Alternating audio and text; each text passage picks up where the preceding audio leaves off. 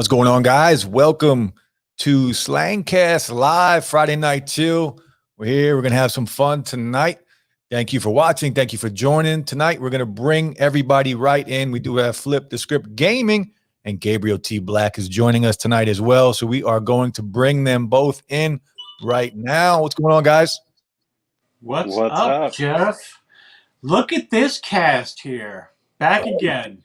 GTB in the house. Yeah, Gabriel is back, man. Excited, very excited. Yeah, what's going on, Gabe? I'm excited to be here.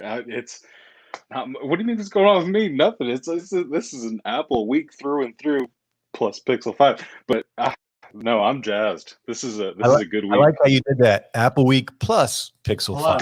Pixel. Yes. So tonight we're going to talk about all things Apple. We did have pre-orders start today. Not for all of them, just for two of them. So we're going to talk a lot about Apple. We'll talk a little bit about the Pixel 5. And Gabe wants to hear about my love affair with the Galaxy S20 FE. Because I do have, I do love it. I do. So gotta explain it, man.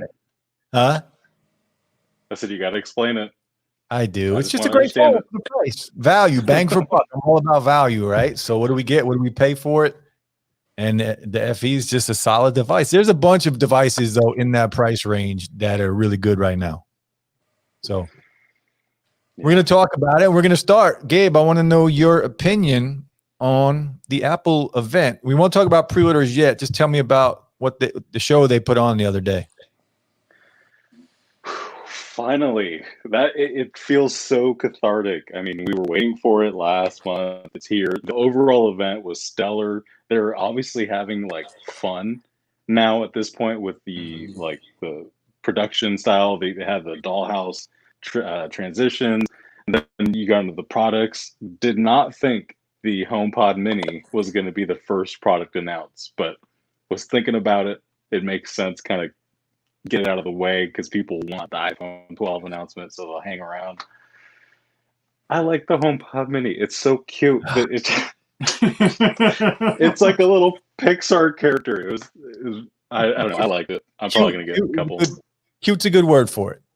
Cute is a good word. Yeah. You think it's worth $100? I want to hear the sound quality. If the original HomePod, my favorite piece of tech right now, is as good as it is for the size, I'm excited to hear what the Mini can do. And just like they were saying, I already had in my head, if I get a few of these, I'm going to put it, in the kitchen, in the hallway, have it string the audio out throughout the house. You know what I mean?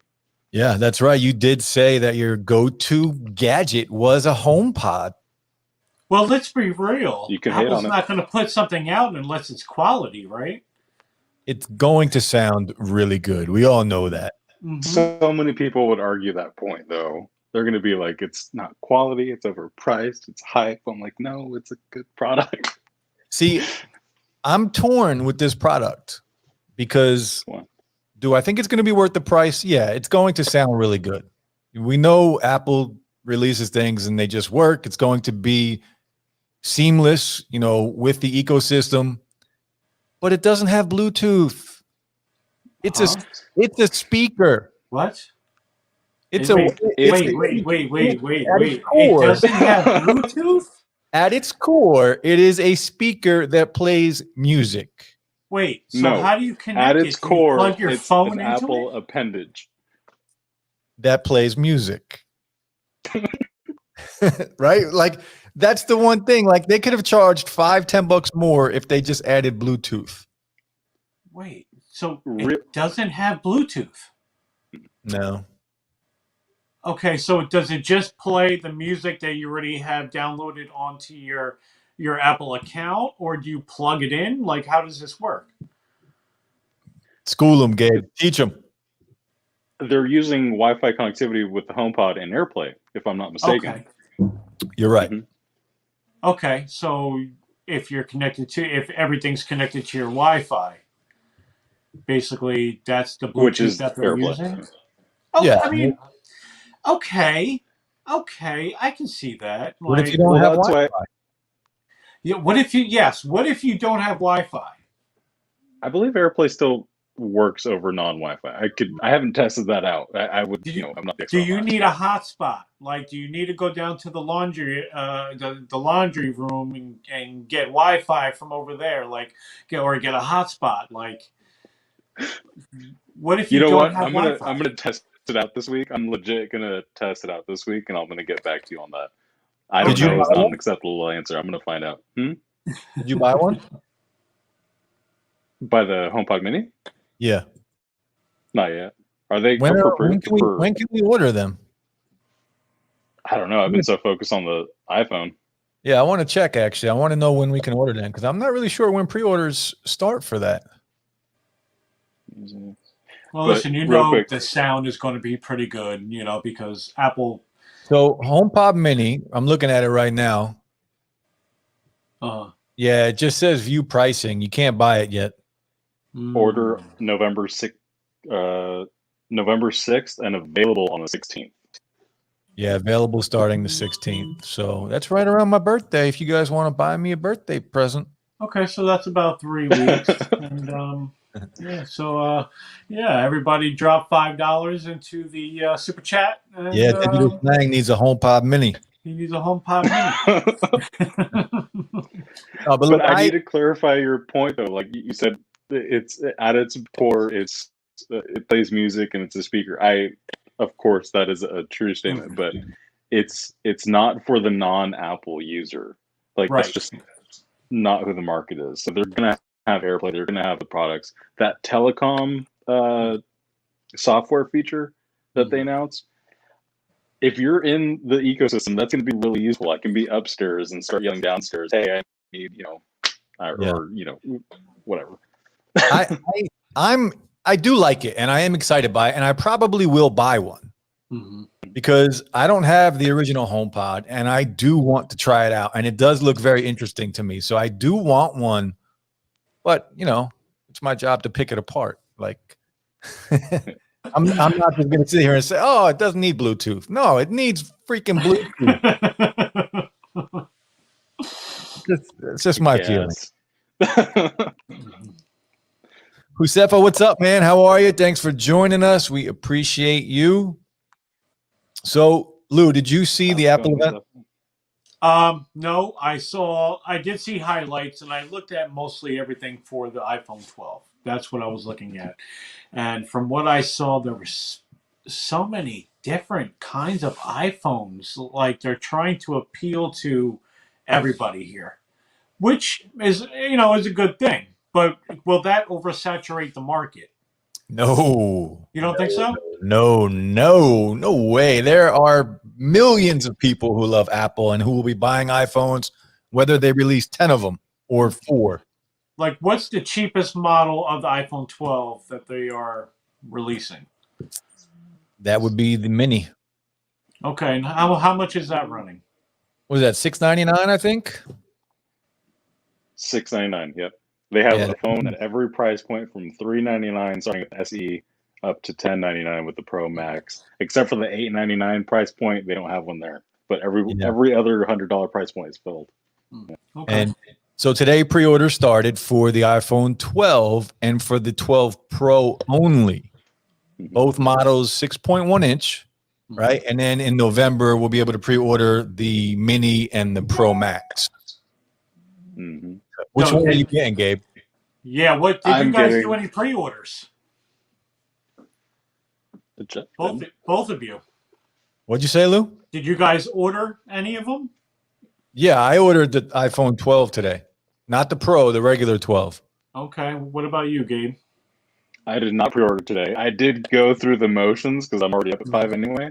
And I didn't actually order. I'm waiting for the Pro Max November 6th. I'm going for the gold. I said it here last time. I'm going for the rose gold. But they did a great job with that deep gold color. Oh, it's beautiful. It grabbed you. It really does. I was, at first glance, I'm like, oh, they got rid of the rose gold. And I'm like, wait a minute. I like this gold. So, no complaints. The gold does look really good. Like, I'm impressed by the gold for sure. it took them so long to get here, though. How many generations of You see the rose gold right gold there. variations? Oh, look at that. That thing is nice. I'm not gonna lie. It does look nice, but I'm going for the blue. And I order the max, so I got the blue 12, and I'm gonna get those. It's a different color blue, but I'm gonna get the blue in the max as well. Yeah, I found that interesting that the two different blues. I wasn't a big fan of the non-pro blue.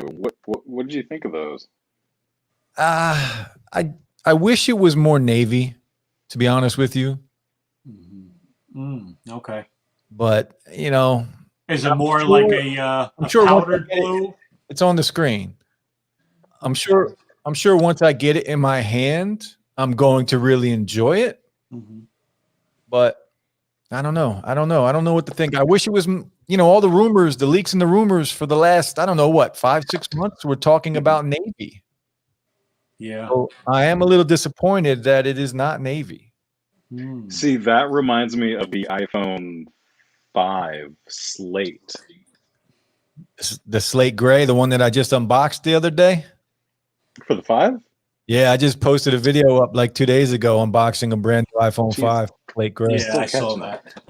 Yeah. But that's what it reminds me of. It has that like steely bluish tint.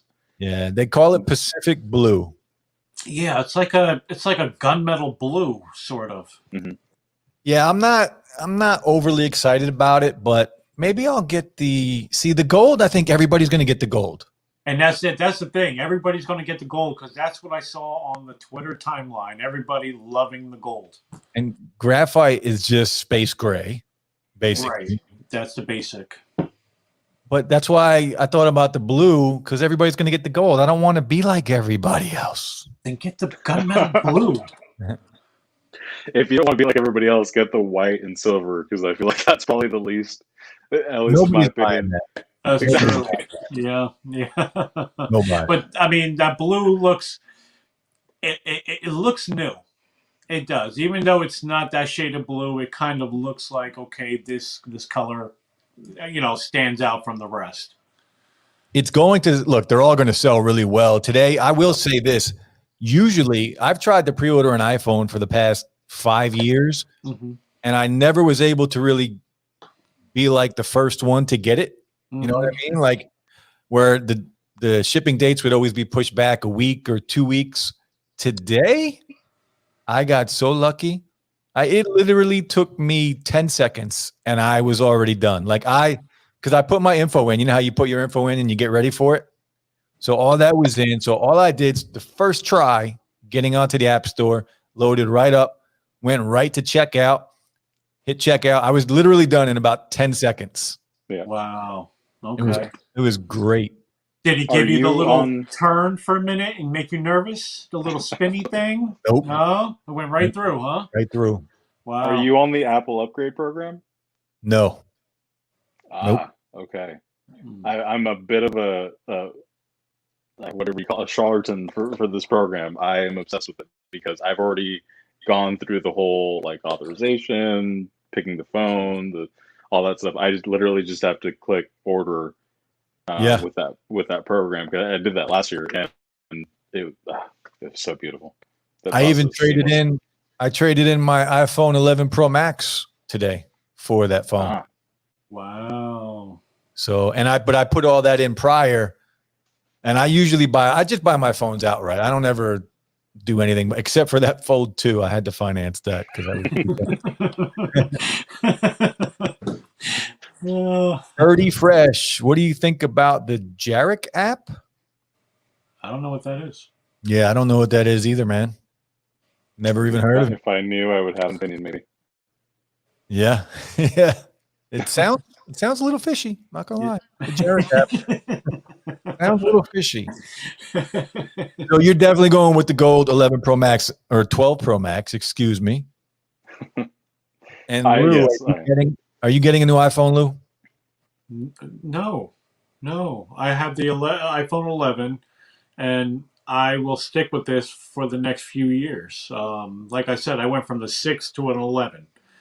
So it's going to be a minute. I hold on to phones. I hold on to them for dear life. If something cracks, I go to the store and I get it fixed. Like, I hold on to them for dear life. So it'll be a while before I upgrade. All right, Gabe, I got a few questions for you about the iPhones. Since you are, you love Apple, right? I do. You're nothing wrong with that. I love Apple too. What do you think? First question, what do you think of the differences this year between the Pro and the Pro Max? Do you think that was a good idea? Or should they have kept it the same, just a bigger form factor? I was a little shocked that they did add the different camera modules to the Max. That being said, that's kind of what led it, because I used my iPhone to record videos. So that's what led me there. I was going to get the non-Max otherwise. So I'm a little disappointed that they didn't have feature parity for the two models, because I was kind of looking forward to a smaller screen. I don't know. I can already hear people on Twitter, at least in our little tech community, kind of playing the, Apple messed up card. But they did that last year when they said that it was the same and didn't have a differentiator in it as well. Yeah. So I'm torn. It's tough to say. I'm kind of glad they did it, because I'm a firm believer in the fact that if I pay more, I should be getting more. Mm-hmm. Mm-hmm. Right. And if I'm spending, what's the price difference? $100, $200? $100. Mm-hmm. $100. I would like a little better phone if I'm spending a little more money. Mm-hmm.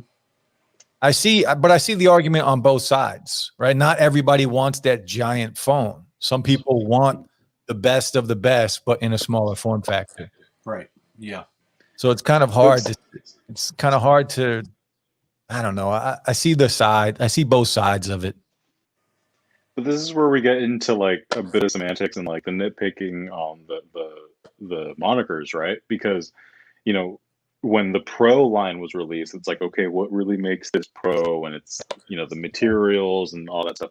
Max, even in the, what was the original? No, it was Plus, back with the 8 iPhone Plus, 6. 6S Plus, 6 Plus, 6S Plus, 7 Plus, 8 Plus, all of them.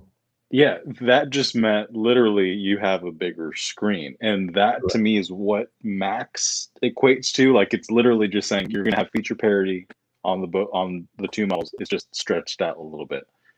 Material costs, whatever you want to call it, it's going to cost you a bit extra. Fine. Well, And on the Plus phones, they had a better camera. The iPhone 6, heck, you're right. The iPhone 6 and 6 Plus were different because of the camera. You're right. I forgot about the double it had lens the extra versus a single. Yeah. Oh, the that's a good point. Plus, so they're kind of going back to how they used to do it. That's fair. That's a strong point. Yeah. I had the 8. I still have the 8 Plus, and it's I love that phone, and it's got the double lens, and I have an iPhone 8 with the single lens. Like they're going back to their roots. That's how they started it. They changed that with the 10s and the 10s Max. That's a good point. There was the iPhone 8 Plus was the bigger version when the iPhone 10 came out, because the iPhone 10 didn't have a second, a big brother. Mm-hmm. So it went from the 10s Max and the 10s. That's when they just basically did, all right, we're going to give you the same phone, just in a smaller form factor. All right, then I've made my decision. I wish they had done feature parity, because that's just, screen size difference is a real differentiator. Some people just want bigger or smaller. But yeah, now that you said that, I'm like, oh yeah, you're right. I didn't like that back then either. Yeah, it was and there was a big price difference back then. Yeah. AK, what's going on, AK? How are you? Hey, what's up? What's up, Seb? How are you? Hope you're having a good night, AK. Thanks for joining us. We're talking about all things Apple right now. We're talking about the Apple event, Apple pre-orders. Gabe here is a big-time Apple fan. By the way, check out Gabe's channel, Gabriel T Black, on YouTube. Check out Lou's channel on YouTube, Flip the Script Gaming. You can find them both on YouTube, on Twitter also. And where else? Gabe, you on Instagram?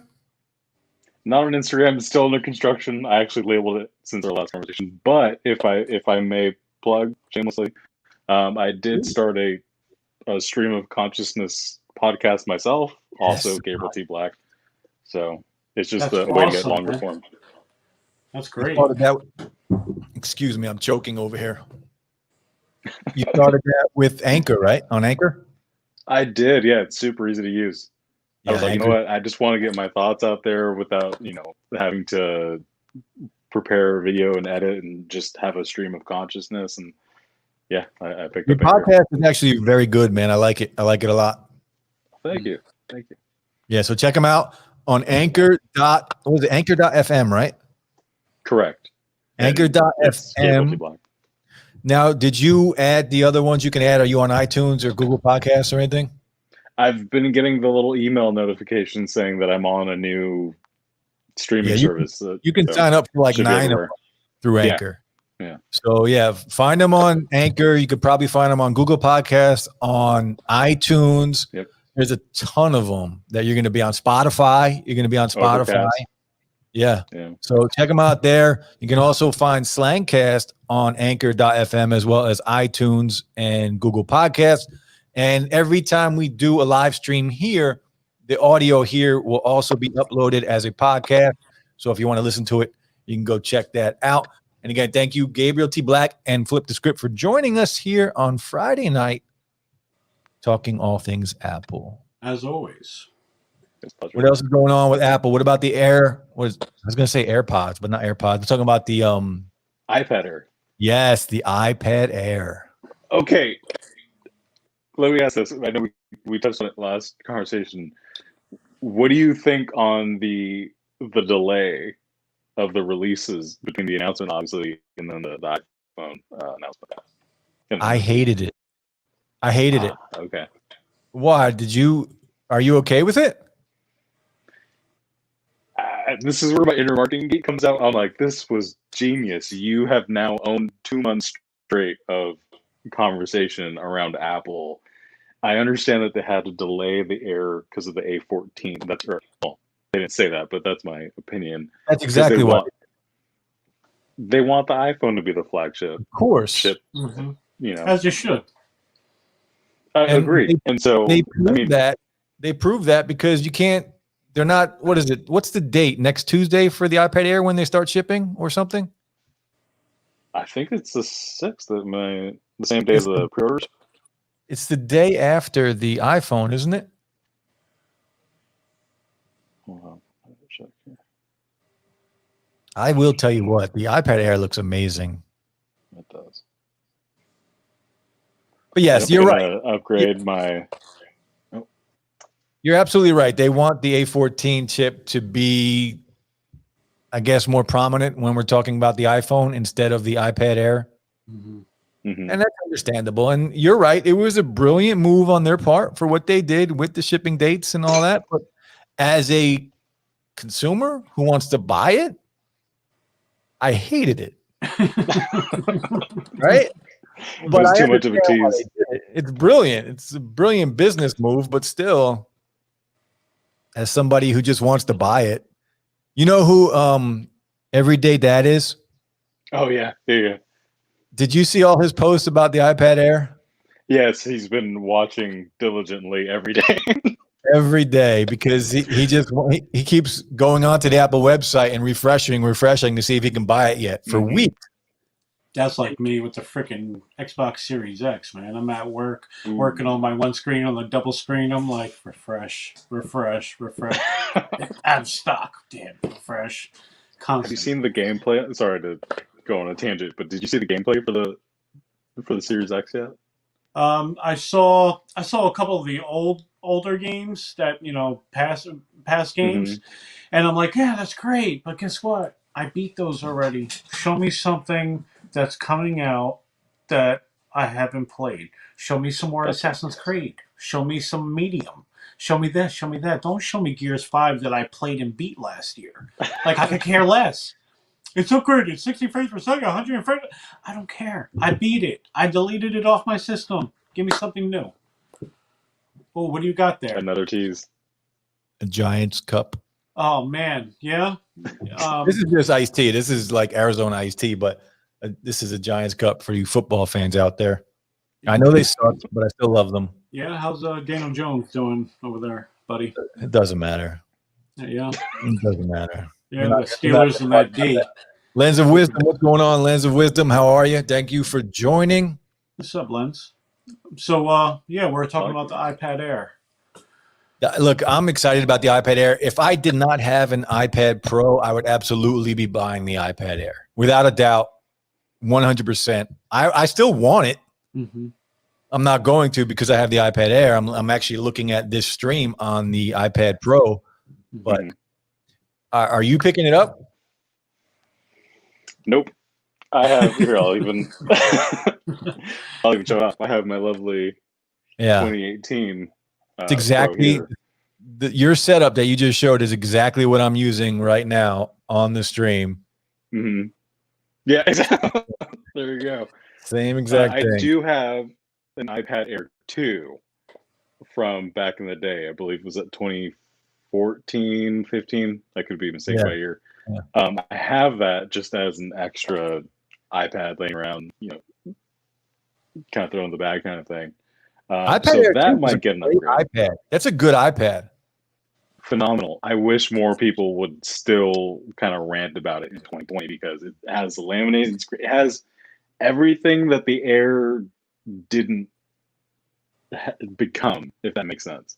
It does. The iPad Air was the successor or the precursor to the Pros, in my opinion. You're right. You're absolutely right. Because they drifted away from the regular iPad. They made a thinner form factor. They made it better. Everything about the iPad Air, even the original iPad Air, was just that much better than the, the base model of the iPads. And that's where they took the Pros. Cristobal Otlang, Junior Football. Thank you for joining, brother. Lens of Wisdom. What's the price of the new iPad Air? I believe it starts at $600. I mean, that's not too bad. I'm going to pull it up right now so we can take a look because it does. Let's see here. So if we look at all the colors, by the way. First off, I love the colors. I think the colors are absolutely what the iPad models needed, right? They needed a little bit of splash to it. Yeah. They made it more fun and more. It had to make it appealing for some people, because people who don't even have an iPad or want an iPad, somebody's going to look at that pink or that other color and be like, I like that pink. Yeah, I like that. And even if they get it and they never use it, they're still going to like it because of just the color and certain things about that. Well, they better use it. I don't know why they would buy it if they're not going to use it. You'd be surprised. It's a lot of money just to throw at something if you're not going to use it. You'd be surprised. So 64 gigabyte starts at $599, and the 256 gigabyte is $749. And why they started, that's one thing I don't like. They started at 64 gigs. It should be 128 minimum on a phone and on an iPad. I can see that, yeah. So remember how long they stuck around with that 16 gigabyte, They're holding on to 64, man. It's time to let it go. And then you have of course, your Wi-Fi options and your Wi-Fi and cellular options. So if you go Wi-Fi and cellular all the way up to $879, and that's not worth it. At that point, buy the Pro. Yep. If you're going to spend $1,000, it's buy the Pro. The Air, though, 64 gigabyte model for $600, that's a good deal. With the A14 chip, it's a good deal. So let me pose this question here, because the iPad line and the MacBook line are the only two that have the Air moniker on it, right? And I'm curious what you guys think the next 2-3 years will hold for the iPad lineup, because they're still holding on to that entry-level iPad and pressing it pretty hard. I mean, that was a big part of the presentation was the 8th gen introductory iPad for the education markets or just to get in the door. I guess I'll pose a question. At what point does this iPad Air, this new form factor, become the entry level? Or will they do away with the Air at any point, you think? I don't think it's going anywhere, strictly because they want a product in a certain price range that is available to everyone. Because I mean, $600, we sit here and say that it's a good deal, and it is, but at the same time, a lot of people do not have $600 to spend on an iPad Air. Right? So look at what they're doing. We still have the iPhone SE that's available in that really very old form factor because they want to market it to, people that are on a more strict budget. So I think I think they need to keep that there. I think it's very smart to keep something available to everybody at a lower price point. So I do think as we get further on, throughout the next 5 years, technology is going to advance more. The form factors will change, like we talked about. I think we talked about this before too, Gabe. The iPhone XR in a year or two will be the new iPhone SE, right? So at some point, the iPad Air will turn into the budget iPad, right? We're not there yet. I think we're a couple years away from that, but at some point it's going to happen. And I think at some point the iPad Pro, they're gearing that up to replace a computer, basically. Yeah, absolutely. So at some point that's going to happen because they're not far off from that now. So at some point that is going to happen, and I think that's going to replace something like the MacBook Air. Yeah, because they are gearing that up to replace a computer, and it's damn near there now. Well, it's already replaced the 12-inch MacBook. Yeah, that got discontinued last July in 2019. Yeah, If we're and honest, it's going to keep getting better. Yeah, dude. Oh, okay. Quick update. Since last time, I had just gotten the Apple Pencil 2. Oh my gosh!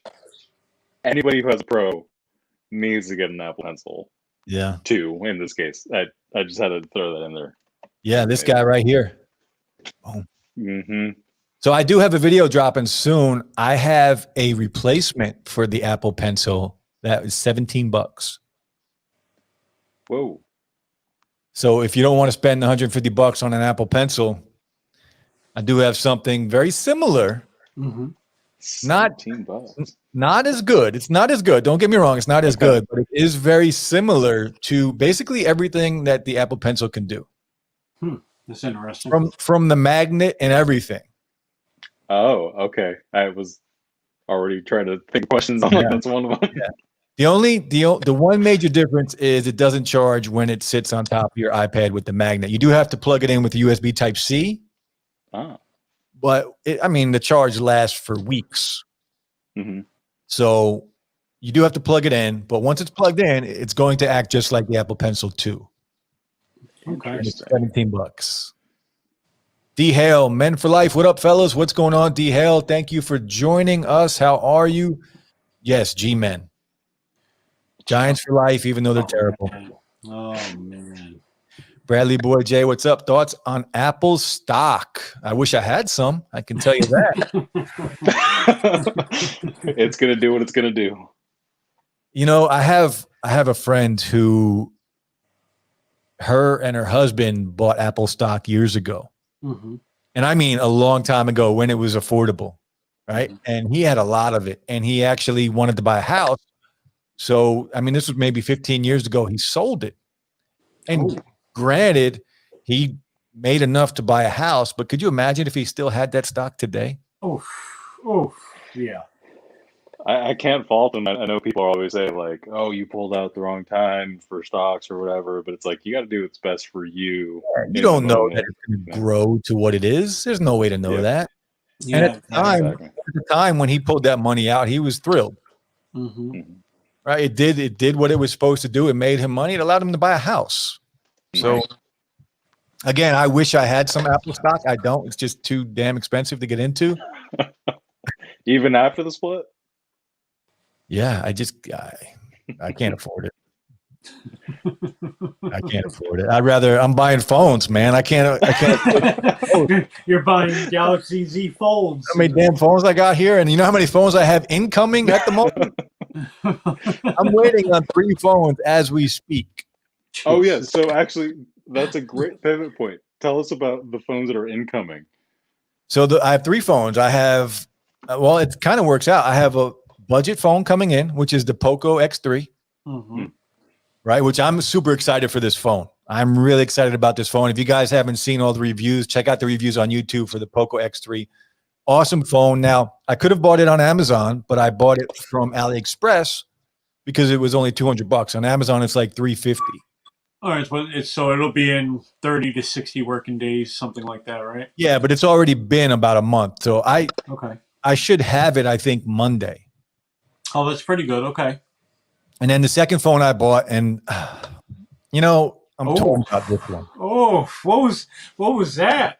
I bought the Galaxy Note 20, the plastic Galaxy Note 20, because I have the Note 20 Ultra right here, right? So I wanted to see. I did it for a reason, right? And I'm quoting this as like scientific purposes, right? Scientific research. Okay. So I did buy it because, one, I got a hell of a trade-in deal. So I only paid about $400 and some bucks for it, which at $400 and some dollars, that phone is absolutely worth it. I wouldn't have paid $1,000 for it, but I love the Note 20 Ultra, right? The Note 20 gives me a flat screen, which I am hashtag flat screen all day. And I do like the colors of it, right? I did get the green. I wanted to change it up a little bit. I got the green color. Okay. Which I really like a lot. But because I've been using the Galaxy S20 FE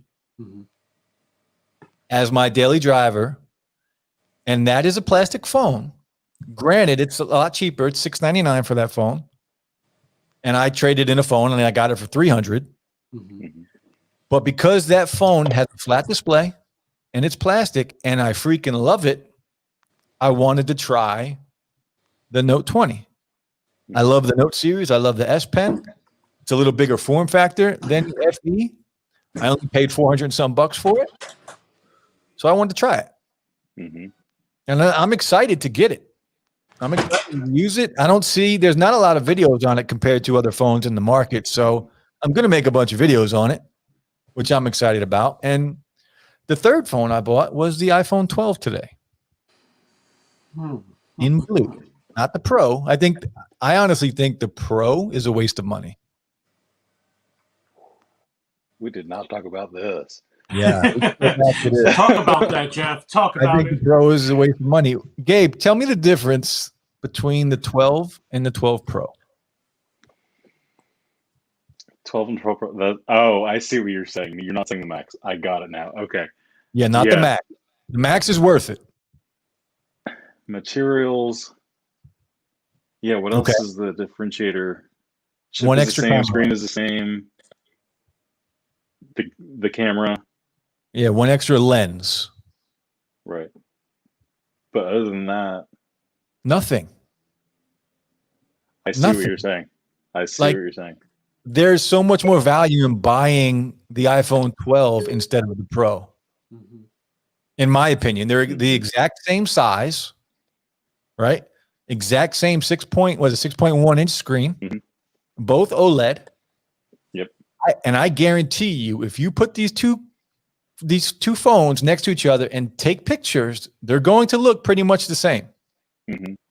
Right? So your build quality is a little different, right? Stainless steel on the Pro and aluminum on the regular 12, and you get better colors not if you want the gold, but the colors on the iPhone 12, in my opinion, except for the gold, are better.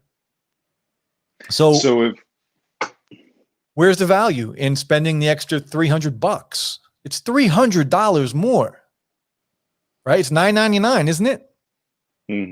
No, actually, I didn't even think of that. That's a strong point. So if you're a iPhone 12 Pro customer, that person that's diving into it, I guess the advice would be go for the non-pro, unless like me, where you're looking forward to that True. Dolby Vision recording from the Max, which is Correct. pretty much at that point the actual like feature differentiator, other than the size. But who cares about that stuff except for us tech nerds? I see your point. Yeah. You know what I mean? 90% of the population doesn't even know what that is. Mm-hmm. So I have no idea. Yeah, like Lou doesn't know. I don't know a lot about it either.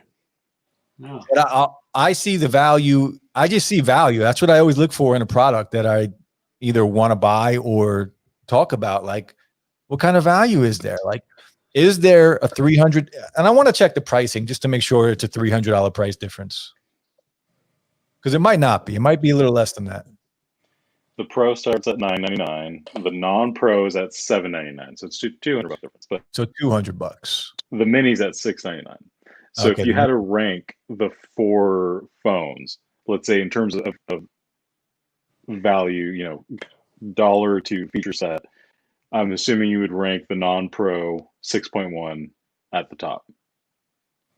As far as value goes? Correct. Yeah. Not least expensive, like actual value per dollar. Yes. And then after that, I guess, given the comment about the Pro, geez, that just put it dead last to me. After that, with the Pro and then the Mini? I think so. And the Mini, I think the Mini will jump around a little bit depending on how good the battery in the Mini is, because we don't know yet. Apple never tells us the size of the batteries. Mm-hmm. And we all know that the Mini is going to have the smallest battery. Mm-hmm. So, I mean, that's kind of up in the air. I think the Mini, though, is going to be a good value because of the price. Right? It's still going to be a premium looking and feeling phone. The cameras are going to be amazing. It's going to do basically everything the other phones do, just, smaller. Now, did they talk about anything about the battery life of these phones during the event? No, they never do. Okay. Apple doesn't do that. Apple doesn't even tell you the milliamp size of the battery. Okay. Well, that's not necessarily true. They generally say, it has +1 or +2 hours of battery life compared to the last model. That's something that was omitted. They don't tell you the milliamp size, though. Like, if we go on Samsung's website, they're going to have it listed. This is a 4,500 milliamp battery. Oh, of course. But my point is that this year they didn't even say, that the Pro Max is going to have, 1 hour over the current 11 Pro Max. Yeah. So if you look on the website, they did say it's a smaller battery, though. The 12 Pro Max has a smaller battery this year than the 11 Pro Max. But it didn't say anything about the end result of hour usage. Is my point. Nope. Which is what they usually do. And I'd be shocked though. iPhones now, because of how efficient iOS is, batteries have been great. Mm-hmm. Battery life's fantastic. On my 11 Pro Max, I can go a whole day, no problem. Yep. Yeah, my 11, I have no problems with the battery. Yeah, batteries are great. It didn't used to be like that. The batteries in the iPhones used to be terrible, like when the iPhone 5S and the 6 were out. Mm-hmm. But that is not the case anymore. Yeah, no, I definitely saw the upgrade when I went from the 6 to the 11. I was like, yeah, there's definitely, I would have to charge it at work, all the time. Here with the 11, I'm at work all the day. I'm checking my emails. I'm, on the phone talking to customers, whatever. And I don't have to really charge it until I get home. So having a full day, 9-10 hours of phone life, it's been great. Yeah, so as far as value and ranking them, I think the iPhone 12 for me, and this is why the main reason why I bought the phone today, is I think that has the most value, followed by the 12 Pro Max or the Mini, depending on what we talked about just now, battery life and everything. Mm-hmm. But the Pro Max, I think, is going. That's going to be an amazing phone. It's just going to be a beast at everything. And then I think the 12 Pro has to be last in value, because it's so similar to the 12. Yeah, when you framed it that way, it just kind of hit me like a wave. Because I've been so focused on the Max, and I was just like, the Pro and the non-Pro are going to be so similar. But yeah, that's such a good point. Yeah, it's more similar to the 12. I mean, it's Mhm. you put them side by side from the front, you're not going to be able to tell them apart. Mhm. Oh, okay. Thank you for saying that. I was doing my little reaction video, and doing like the pictures and the thing. I kept confusing which one was which. Yeah. So yeah, to your point. Like that you just made my point for me. Like Hmm.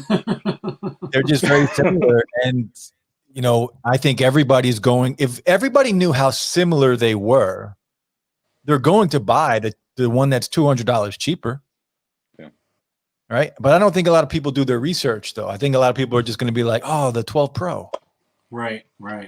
Yeah, and of course you have to throw in the segment of the market. I don't think it's overwhelming, but that's purchasing the new iPhone as a vanity object. You know what I mean? Which at that price point and pro model, that's probably going to be a larger segment than your non-pro. Yeah, I agree. Absolutely. I'm looking forward to getting it. I'm excited about it. And if I like it a lot, Mhm. maybe I won't buy the 12 Pro Max. That 10-minute recording. I probably will. But Yeah, you will. as a matter of fact, I have to. I have cases coming for the 12 Pro Max. Oh, nice. Yeah, you're definitely getting it. Yeah, so I have a bunch of companies sending me cases to review, so I'm going to have to buy it. Okay, that's cool. I need to ask this. So, Lou, I understand you're hanging on to the 11 for dear life. I totally respect that.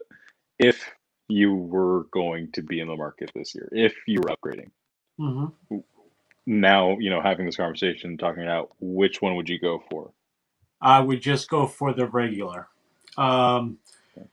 Now, I like the look of the Mini.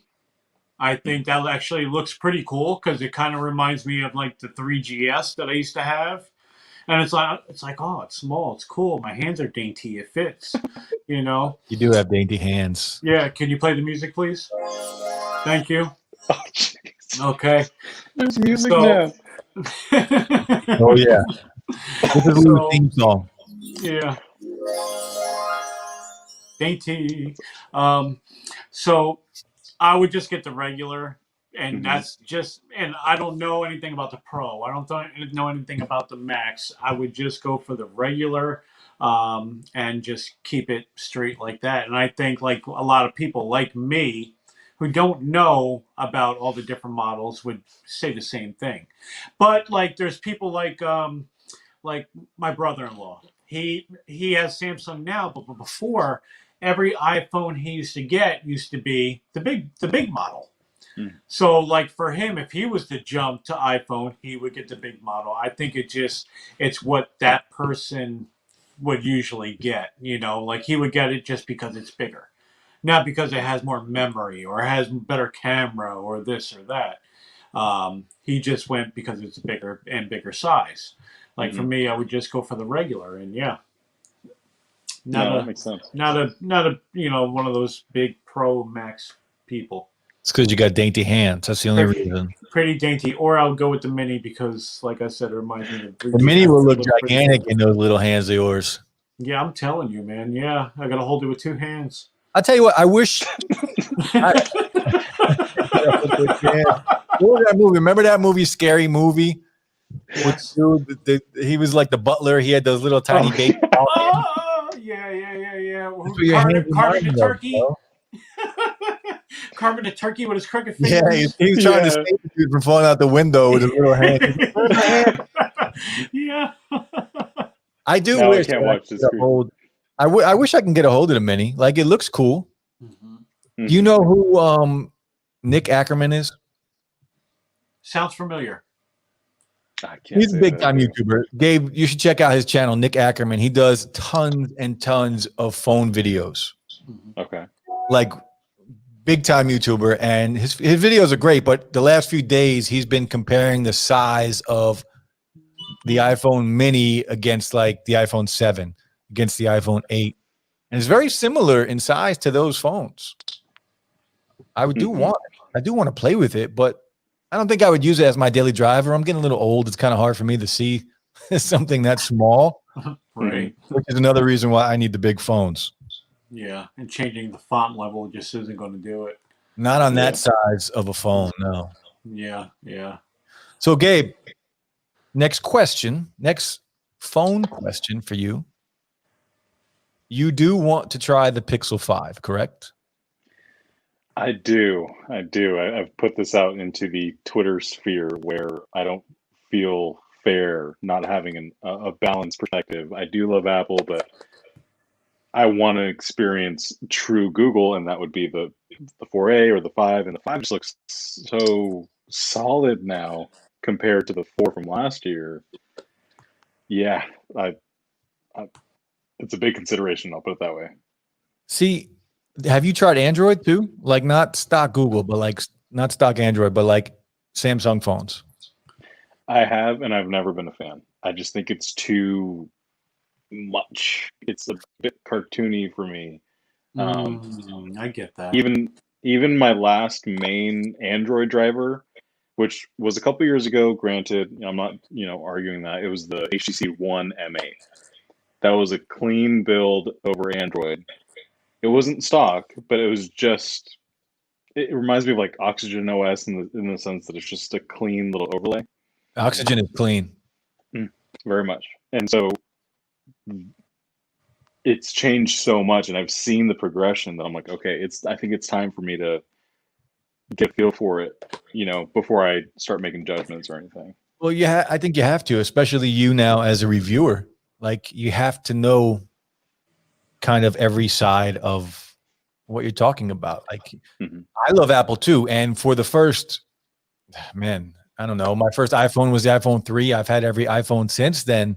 And I didn't have an Android phone until, I bought the Note 4, but I hated how it worked. So I got rid of it. I bought the Note 5. I tried using it. I hated Android. I got rid of it. The same thing all the way up to the Note 9 is when I started to say to myself, all right, I need to learn this. Like there are some good things here. I love Apple more than anything, but I need to learn the Android side of phones if I want to start a YouTube channel and start reviewing stuff. Right. Like it just makes sense to do. And yeah, Google is a whole different ballgame. Same with OnePlus. Like, yeah, they're all Android, but they're all so different as well. Like I love the operating system on the Pixels. Yeah. I think they're clean, but I also love the operating. I love Oxygen OS on OnePlus devices. That's what I really want to try. I really want to try a OnePlus. They're super nice, bro. Yeah. And do you guys know anything about the 8T? Yeah. The what? 8T. What's that? The OnePlus 8T. It just came out. Oh, no. Can you pop up a picture of it? Yeah, I'll find it. Yeah, no. I actually went on OnePlus the other day to buy it, but I didn't end up going through with it. It's still in the cart? It might be, actually. So this is the OnePlus 8T. Is that a drawn picture? Is that a what? Is that a real picture or is it drawn? That's a real picture. That's what they look like. Oh. $749. So that's a good price for what you get. You do get some good things. And again, Gabe, that video I told you to watch between the Pixel 5 and the 8T, definitely check that video out from Mr. Who's the Boss. I think you might change your mind on the Pixel 5 after you watch this video. So I'll ask this. My train of thought is I want to experience Android and Google by Google. And again, correct me if I'm wrong, will I have that same experience trying it from another OEM that has their overlay over it? You know what I mean? Like, yeah, no, you have to buy a Pixel phone for that experience. Definitely. And it is a good experience. Their phones are great. Their cameras are, neck and neck with any camera out there, if not better. They're good phones, but I don't understand what they did this year, to be honest with you. Got it. So the 4A, right? Fantastic phone. Great price, $350. You can't beat that phone or any phone for $350. The 4A 5G, okay. I like it. It's 5G. It's a bigger form factor than the 4A. It's only $500. So, okay, it's basically a bigger 4A with 5G for another $150. I'm okay with that. I think the 4A was a little too small for me, or I might even be still using it. But the Pixel 5 confuses me. Okay. It's Google's flagship, but yet it's not really a flagship. It doesn't have flagship specs. It's got a mid-range processor in it. It's not a flagship processor. It's mid-range. Okay. Yes, camera is amazing. No doubt about it, right? But it's an even smaller screen than the 4A 5G. I think the Pixel 5 should have been the bigger screen. Doesn't have to be massive, right? The 4A 5G is 6.2 inches. They should have made the 4A 5G the 6-inch screen, and they should have made the Pixel 5 the premium device, the 6.2-inch screen. They could have put look at what Samsung did with the FE. That's got the Snapdragon 865 in it. Yeah. Like, why could you imagine the Pixel 5 with that processor in it? What do you think their goal was doing that? Save money. This is why I said watch that video from Mr. Who's the Boss. He talks about that in the video, and he says the cheapest phone. I don't want to quote him exactly because I don't remember how he said it, but whatever he said, it was something along the lines of the Pixel 5 cost the cheapest out of any phone to make this year because of what they put into it. Like, yes, it takes great pictures, but he did say the sensors in there are the same sensors that were in the Pixel 2 and the Pixel 3 and the 4 and the 5. Right? It's It's aluminum, right? It's aluminum, but they cut out the aluminum so they can get wireless charging. All right, which is cool. That's cool. No problem there. But I just think it should have been the 6.2 inch. Look, no doubt, I'm sure it's a great phone because the 4A is a great phone. So I'm sure the 5 is amazing. And $699, okay, it's a great price. Are they going away from flagship phones? No, because they're gonna have to have one flagship phone that sets itself from the others. This is it. This is what they're calling their flagship, though. Yeah, no, then that's. Well, I'm looking at the comparison on the website, right? Like it has a bigger battery, it has more RAM, it does have the 6-inch as opposed to the 6.2 inch. I hear you there, but it has a 120 hertz display. 90 hertz. 90 hertz. I'm sorry, 90 hertz. I see what you're saying. So does that mean that they're positioning it as, they'll release what do they call it for the XL? Yeah, the Pixel 5 XL. I don't know. There's no rumors about it. That's true.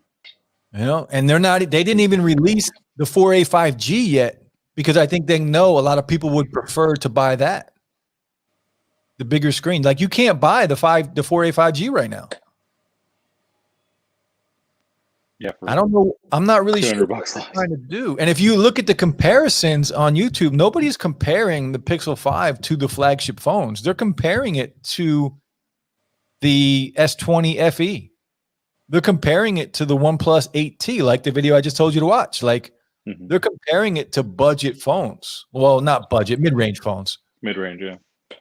So I'm not sure. Look, again, $700 phones now are fantastic. The FE, the 8T, the Pixel 5, I'm sure is a fantastic phone. But I'm not sure where they're going, like moving forward. Like, what are they trying to do? I think the 4A 5G should have been called the Pixel 5A. Right? Because that's what it's been. Like the 4 was their high-end premium phone, and then the 4A was a dumbed-down version of the 3, the Pixel 3, and then the 3A. The 3 was like their premium models, and then the 3A was a cheaper version of the 3. That's what they should have did. The 4A was already a phone in itself. They could have left that alone, come out with the Pixel 5, and then the 5A could have been the 4A 5G because it's more similar to that because that has more RAM than the 4A, the regular 4A. It has another lens on it. The 4A only has one lens. The 4A 5G has a second lens, bigger battery, bigger form factor. Like that should have been the 5A. So then let's zoom out. Let's play this game because now I'm super curious because you're right. So from what you're saying, does that mean that their new marketing stance as a platform, so 700 is going to be their cap entry level, right? That's their new flagship. So they see their niche as the mid-range premium. Yeah, I think so.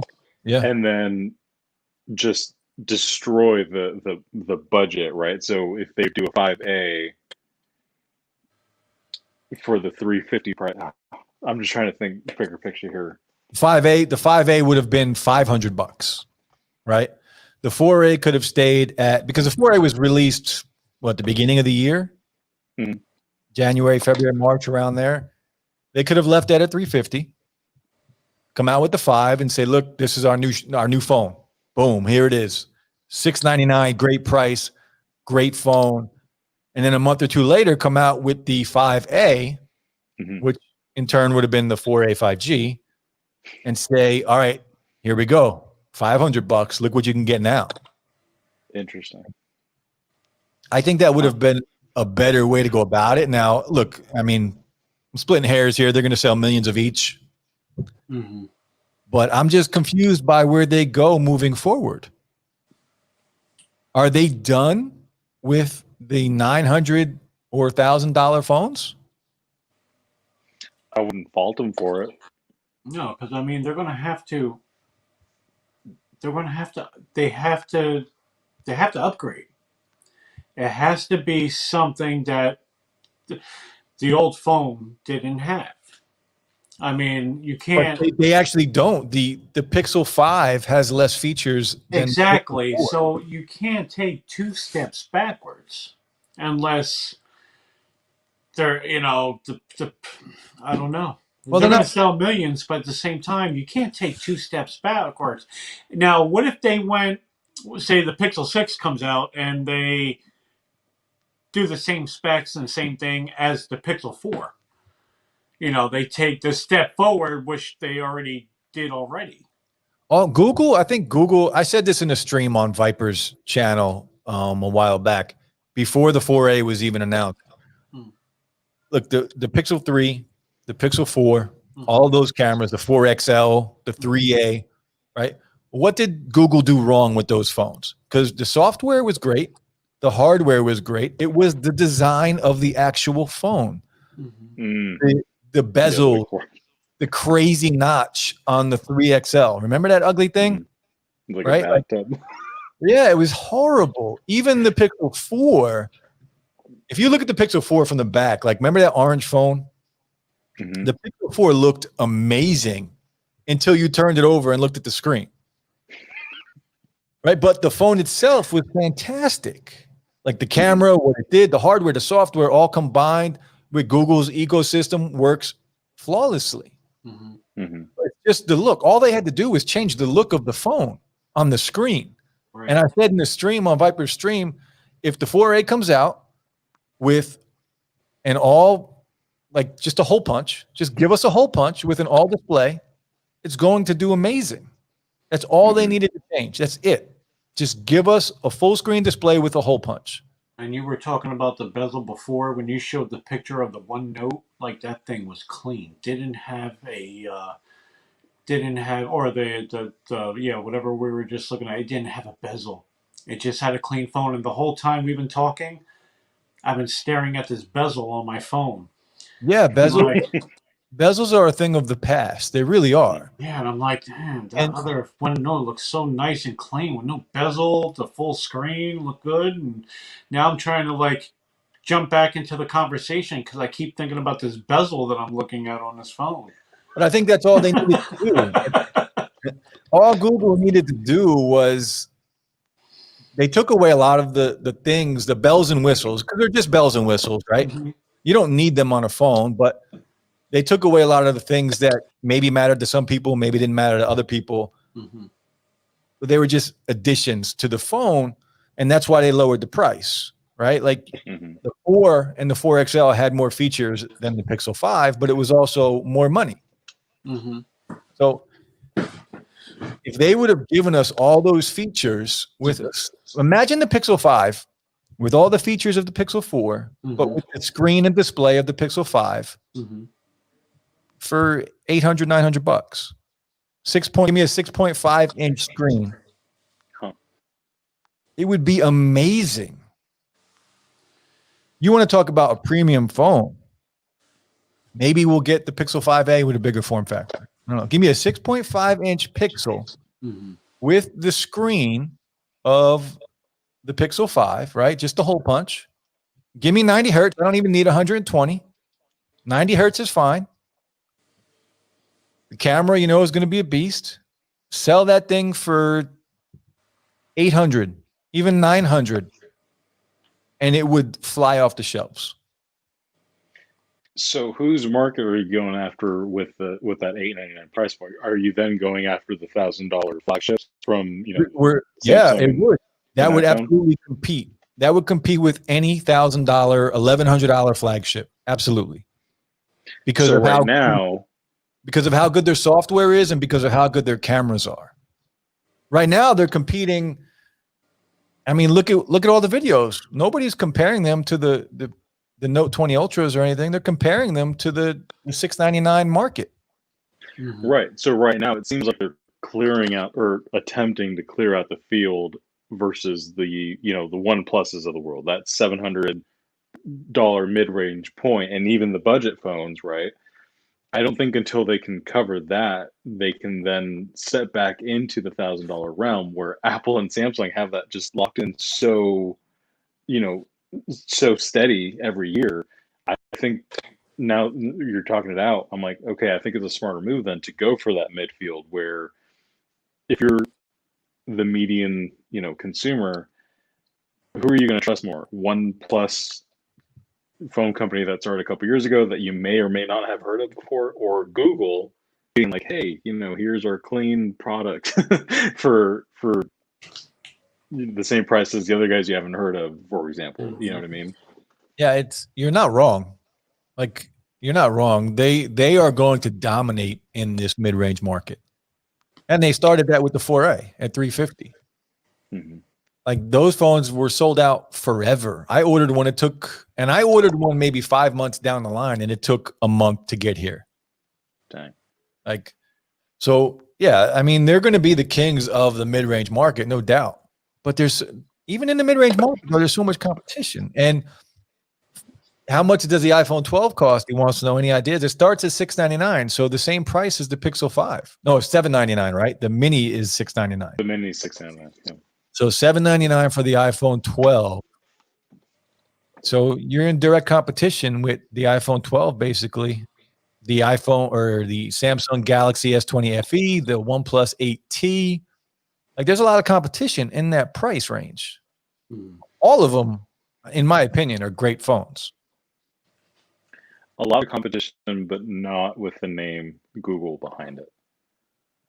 Well, like, I'm trying to think of it as somebody just walking into a store or like, well, not stores, but like, shopping for a phone that's in that price point. Are you going to have the conversation in your head? Do I want to pay $100 for an iPhone? Let's just say no for the sake of argument, because the person wants an Android.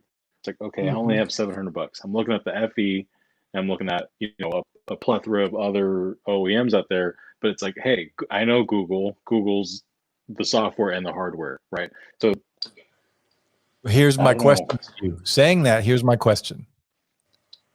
If you are the average consumer and you're not, we're tech nerds, so we know all this stuff, but the average consumer is going to walk into, say, T-Mobile to buy a phone. In my opinion, I think they're going to recognize Samsung as a premium phone company before a Google. They're going to know the name Google from Google search, from the web. They're going to know Google, but I don't think they're going to recognize Google as one of the top phone manufacturers when you say, look at all these Samsung phones on display here. Here's 3 Google Pixels over here in the corner.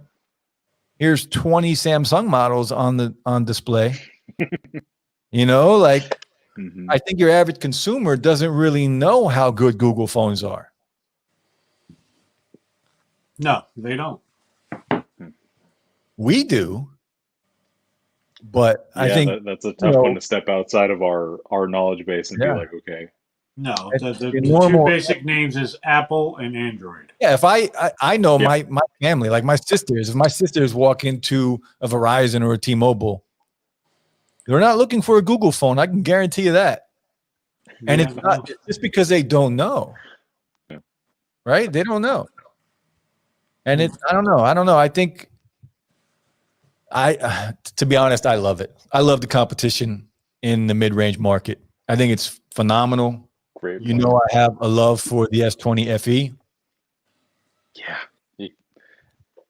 Tell us more. It's look, 6.5-inch display, 120 hertz refresh rate, 4,500 milliamp battery. That battery. Snapdragon 865. Everything I just mentioned is flagship specs. You're right. Everything for $699. Like, it's a great phone. And that's what Google's competing against. So let me ask you this. Should someone in my position who wants to learn and embrace the non-Apple ecosystem, yes? Should I then try something like the FE that has a more real-world application where most likely that's going to be the phone that's going to outsell the Pixel, right? Or should I go for something like the Pixel and have that clean experience? I think you need to try both because they're very different. And I'll tell you what I'm going to do for you. Gabe. He has one on the side for sale. You buy it, he's going to throw in a sniper rifle. No, I'm going to send you the 4A for you to use and try out. You just got to send it back to me. I'm going to send it to you. You can use it for a month or 2, whatever. You just got to send it back to me. And that way, and get the experience. Yeah, you can get the experience. And then if you want to spend money on a Samsung phone, go get a real Android phone. That way you can have the best of both worlds. I'll send you the 4A. You can use that for a little while, get used to that.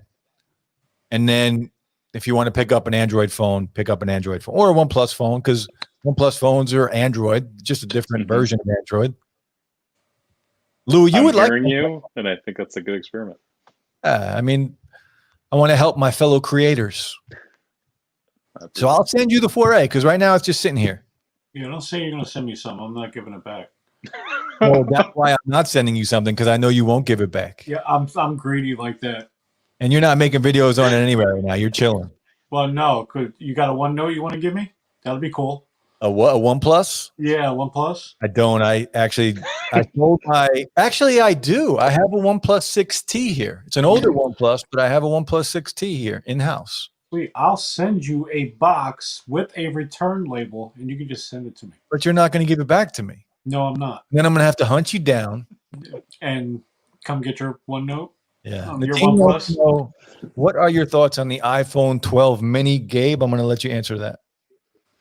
I'm very intrigued. I already have 2 people in mind that I'm like, you need to upgrade to these right now because they're on the 8 and the SE.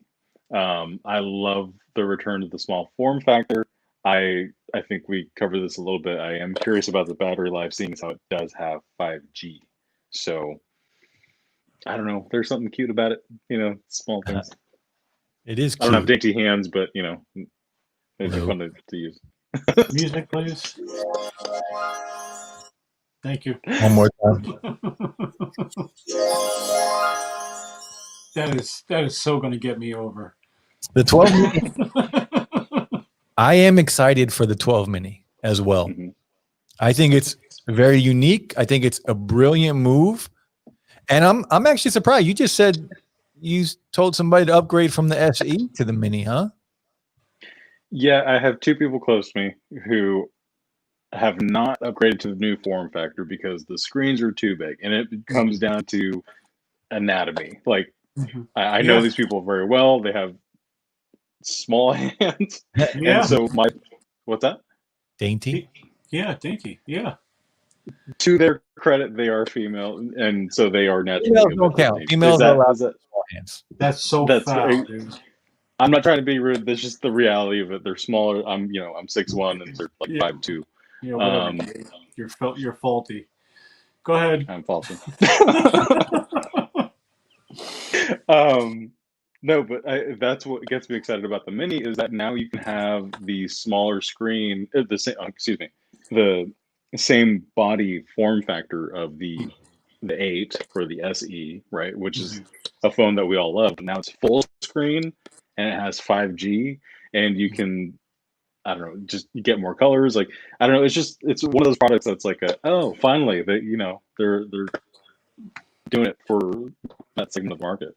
Yeah, they can finally upgrade, you know, and feel like they're in the new age, you know, with the smaller phone. I think actually it looks pretty cool. And I saw a picture of the back, like the camera, how they were, like, I don't know if that was like a mock picture or if that's how the cameras really were, but it looked really cool because it kind of looked like they were more towards the center and the side than actual top. But I don't know if it was just a mock picture or if it was actually the real picture. I am excited about it. I'm even more excited about the new form factor, honestly. The squared off edges, the squared off design. Look at that muzzle. So excited about that. I'm so excited about it. I unboxed an iPhone 5. Right. Yeah. I mean, I saw that video. Like, I had to reread that notification. I was like, iPhone 5? Really? Okay. Oh, it's not over yet. I have a 4 and a 4S I'm going to unbox too. Really? Yep. That's pretty cool. I was saving them. I've been saving these phones for years. I started collecting iPhones, man, probably 8-9 years ago. And I wanted to have every iPhone ever made still wrapped in the plastic. And at the 25-year anniversary, I was going to sell the bundle. Wow. Now, I stopped because, one, it's a lot of work. Two, it's very expensive. Some of these things brand new are because they're all collector's items if they're wrapped in plastic. Like the original iPhone, if you can find that in mint condition, you're spending $25,000 for that thing. Wow. But be careful, there's a lot of people selling fake ones. Well, I got that iPhone 5 I unboxed was a scam. Like it looked brand new. Everything from pulling the plastic off to unboxing it looked legit until I turned it on and checked the operating system. It was running iOS 10. Oh, got it. Yeah, would that come with iOS 7? iOS 6. Yeah. Oh, before the redesign. Yeah. No, this was the first redesign. It was the 4, the 3, the 3G, the 4, the 4S, and the 5. I'm talking about the software. Sorry. Oh, yeah. The software. Yeah, iOS 6. And it was running iOS 10.3 or something. Yeah. So I'm hoping my iPhone 4 and 4S are real. Now, I do have what I do have that I know they are real because I checked the serial numbers, and that's about all you can really do. But I have about 10 iPhone 3Gs, brand new, still wrapped in plastic. What? When this was probably 5 years ago now, there was a news article I saw about a warehouse in South Korea that found pallets and pallets of iPhones. What? Yeah, of all 3GSs. So I went out and I have some South Korean friends here. They got me in touch with somebody in South Korea, and I purchased 10 of them. You know how much I bought them for? And how much I paid for it? I paid $80. I paid $80 a piece. Wow. How much? $80 a piece. Wow. For 3G, whatever they're called. Yeah, it's on the plastic. And they're legit. Like they're legit. Wow. I'm holding on to them suckers. Yeah. So what's the size of the 3GS? Yeah, that's the 5 you got there, bro. No, cuz this is 3GS. That's not the 3GS. This is not the 3GS? Nope. Nice. That's the iPhone 5. Mm-hmm. All right, then 3GS is in my car. And you got the 5 there, brother. That's the one I unboxed the other day, man. Really? Yeah, the 3GS is like super curved. It's rounded. Yeah, that's right. So you telling me, wow, this is the 5? That's the 5, yeah. That's a Wow, slate gray 5. it was really small. Yeah, that's a 4-inch screen on there. Tiny. Wow, I'm like blown away right now. Like, really? Up there, I have a white 4S, and then the black 4S up way back there. And sometimes I just hold on and just like I miss that dense feeling that these have. You know. I have the iPhone 4 sitting on my desk where I do all my reviews, just because I want it there. Like that phone just has so much nostalgia that I just always have it near me. So Bradley Boy wants to know, what is the size of the Mini again? Is it 5.4? 5.8? Okay, so what's the size of this 5? That's 4-inch screen on there. 4-inch. And the Mini is what? 5 point? Is it 5.8 or 5.4? Hold on, double checking. I want to give false information here. I have it up now. There's so many phones and numbers we're talking about now. I'm like, wait a minute. Yeah. Pixel 3GS. 5.4. Oh, 4. Yeah, I have it up now on the screen. So the Mini is a 5.4-inch display, but the size of the actual phone is going to be very similar to like the iPhone 7, 6S, the 6, all those phones. That's interesting. That's why, I mean, that's really cool. I'm digging that size. I wish I can get my hands on one of them. Apple, if you're listening, send me a phone. Yeah, do that. You know what's funny? Go ahead. I'm on the comparison page, and I didn't realize this because usually they have these wonky pixels, or even like the 750p for the XR or the 10R, excuse me.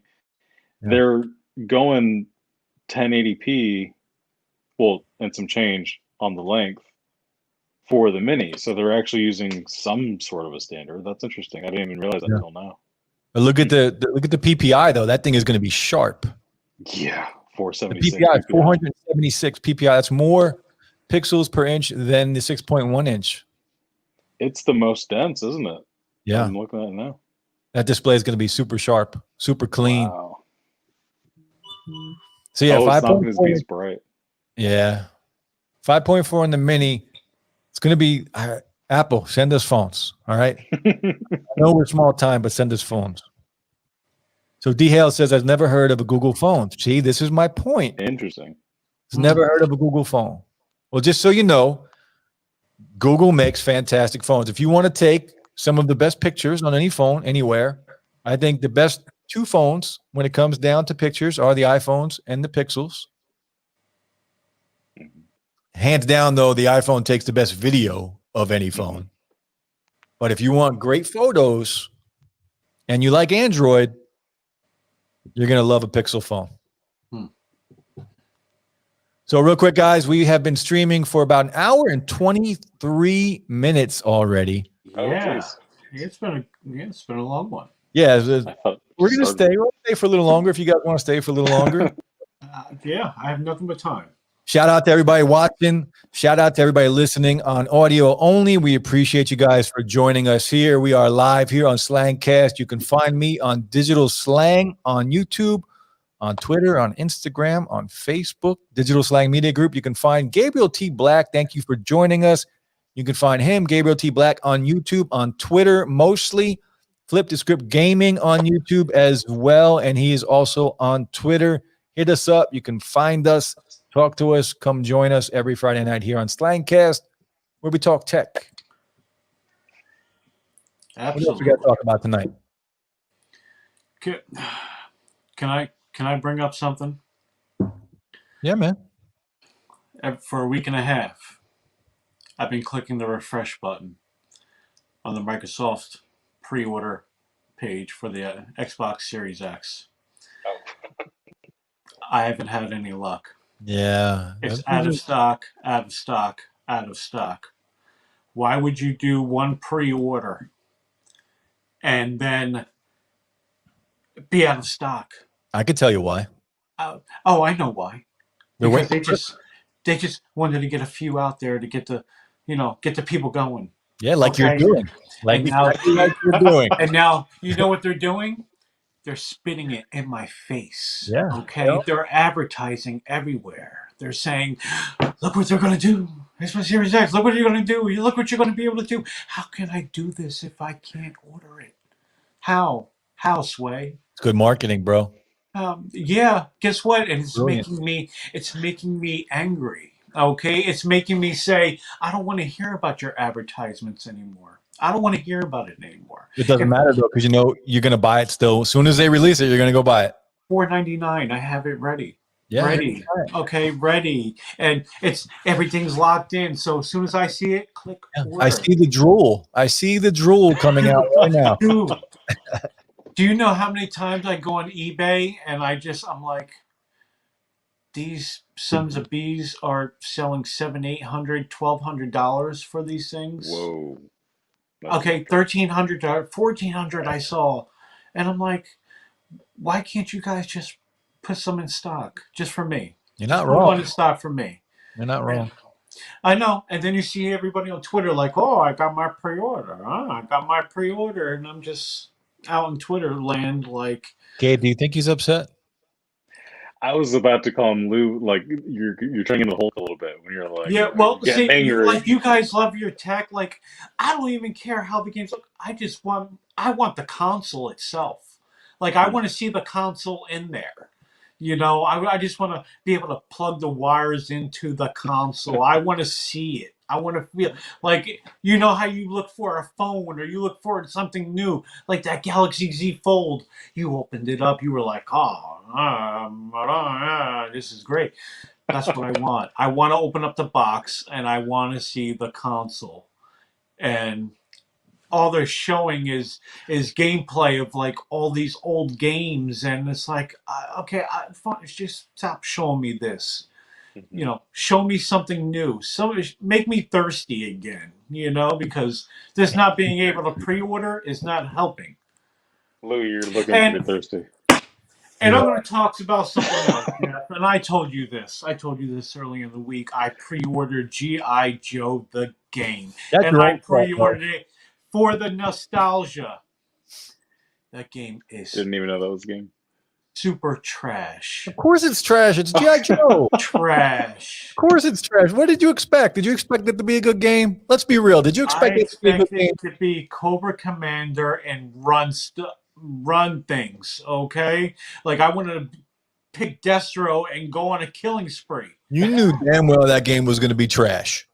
I'm just playing it just to finish the levels, the campaign, and get it off of there. Look, even Kim Jong is laughing at you right now. Kim Jong-un. Yeah, welcome, Kim Jong. Thank you. Kim Jong, my dude. Like, I can understand picking up a game and you're like, okay, the controls, you know, I got to learn the controls. I got to, you know, adjust myself to it. I've adjusted myself to it, and the controls are such trash. So G.I. Joe hasn't made a good game ever, even on the original Nintendo. Like they've always been trash. Man, like I'm so disappointed in this game. I'm like, I pre-ordered a few games. I pre-ordered the new Assassin's Creed, which I'm not touching until I get the new Xbox. Mm-hmm. That's when I'll touch that. I pre-ordered G.I. Joe. I pre-ordered a couple more. G.I. Joe is real dainty right now. Okay, it's like that. It's really bad. It's super bad. I told you last week when you told me you did it that it was a mistake. I know you did. And I didn't want to believe you because I had some hope, and I always have hope. It's always good to have hope. I have a good. Tell me you're going to make a video on it though, and just. I made a personal video. And I sent it in a group text to Jeff and another friend. And that was my video because I was so angry about it. It was like a 30-second video. That doesn't count. A 30-second video, and that's all I needed to say. I got a good story today. Okay, go ahead. Shoot. You know how I'm always looking for used phones? Yes. and I'm doing it to make content, to do comparison videos, things like that. So I used to own a Note 9. Okay. Right? So I'm always on the lookout for a Note 9, and I found one today, Oh. and the guy was selling it for $240. Okay. Right. So it was at least he said mint condition. Mm-hmm. The pictures look great. Thankfully, it was very close. So I drive to this guy's house. Oh boy, Jeff and his trips. Oh boy. I drive to this guy's house, and thankfully, again, next town over. Okay. Get there. I didn't have change, so I gave the guy $250. Right. So I gave him $10 extra. Okay. I grabbed the Note 9, and I said, like, he even said, you gave me too much. I said, well, it's a good deal. Like, here, just keep it. Even $250 is a good deal for a Note 9 in great shape. Mm-hmm. Took it. He had a D brand skin on it with a bumper case. Mm-hmm. You know, the front looked good. So I didn't take the skin off right there, and I took it home. Oh no, was it Drive all the way home. I take the skin off. The whole back of it is smashed. Oh no! Like to the point where if you touch the back with your finger, it's gonna little chips are gonna fall out. Yeah. And you already took the skin off, so it's all, you can't even put it like a new one back on. Nope. Took the skin off. So now I'm like, I got right back on Facebook because I did it on Facebook Marketplace. Mm-hmm. So I got right back on Facebook, and I was like, I sent the guy a picture of it, and I was like, this would have been nice to know. Yeah. So when I picked up the phone, this is important information. Like, if the phone's broken, it's not worth as much. Yeah. Did he write you back? Yeah, he did. Thankfully, he was cool.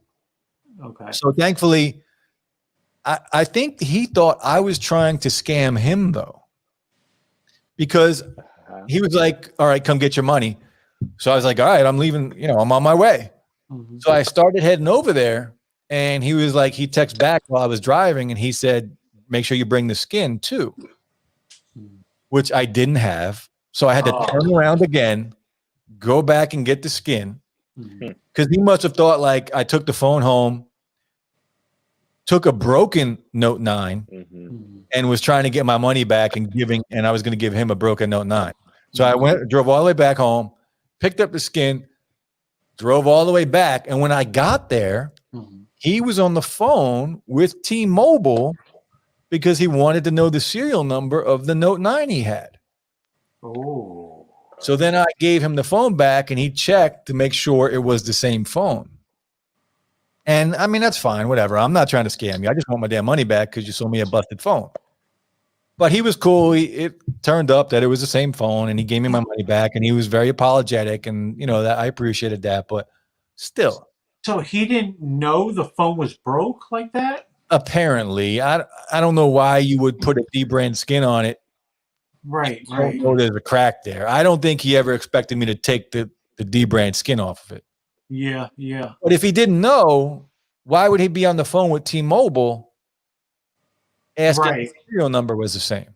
Yeah. Well, he's doing that after you had already talked to him saying, hey, the screen's busted, or the back's busted. So yeah, even on the back of the D-brand skin, there was glass shards stuck to the actual skin. Mm-hmm. I don't know. This is just my luck lately with Facebook Marketplace. Like, it's always something. I told you guys the MacBook Pro story, and now this. Like, I was disappointed too because it was from the front and the price. It was a solid pickup.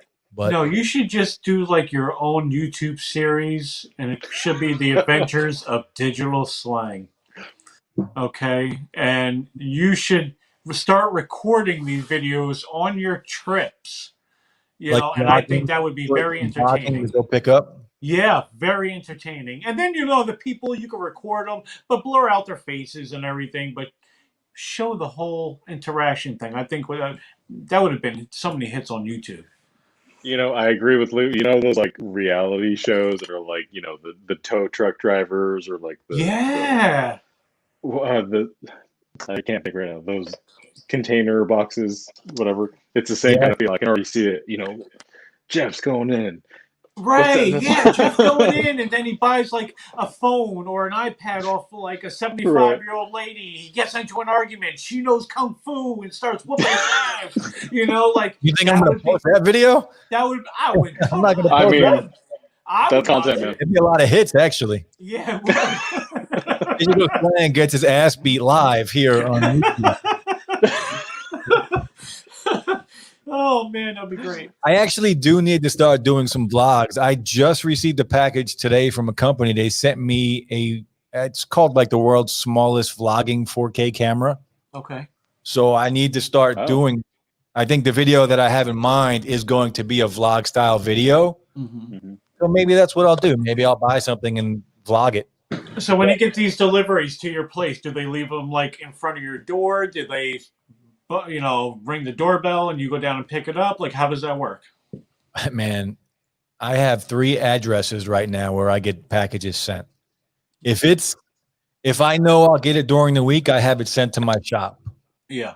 At work. If I know some companies here, like I get a lot of stuff, Nomad, bless their souls. I love Nomad. They send me a lot of stuff. Like they get delivered here where I live. Gabe, I live on the 3rd floor in a loft. Oh, gosh. And it's 3 flights up, but to get here, you have to go inside a building. Mm-hmm. And the outside door is locked. So you can't even get in here. So a lot of times my neighbors downstairs, if they see a package for me, they'll just bring it inside and leave it on the floor downstairs.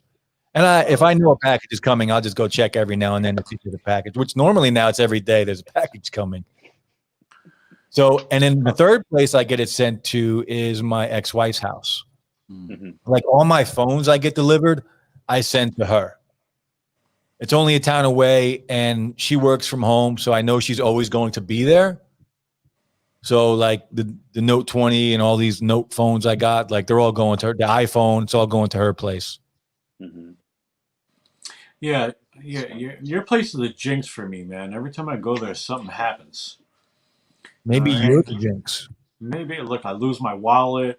And I didn't even tell you the last time I went there. On the way back, I was like 15 minutes from your house. Now you live like an hour, somewhat change away. I was leaving your house. What happens? The check engine light goes on in the truck, and it's the O2 sensor. I didn't know it was the O2 sensor. I'm looking at the check light. Okay, I had to pull over. I think the truck is overheating. I'm freaking out. I'm scared to call the wife because she's going to rip me a new one. But luckily it was the O2 sensor. Jinx with your place, man. Let's get one thing straight. You didn't lose your wallet. You left it somewhere. That's your own fault. You didn't lose your wallet. You left it. We went and played airsoft. Gabe, you ever play airsoft? I have, yeah. We went and played airsoft, and he left his wallet at the airsoft field. No. Your fault, bro. No. It was in back of my truck, and I drove back between your house and the airsoft field, which was a half an hour away, 4 times back and forth looking for the thing, and it was in the back of the truck. Don't blame me for that. That's you, bro. That's all flip the script right there. Foul. That's all. Jerry. Yeah. Yo, what's your cat's name?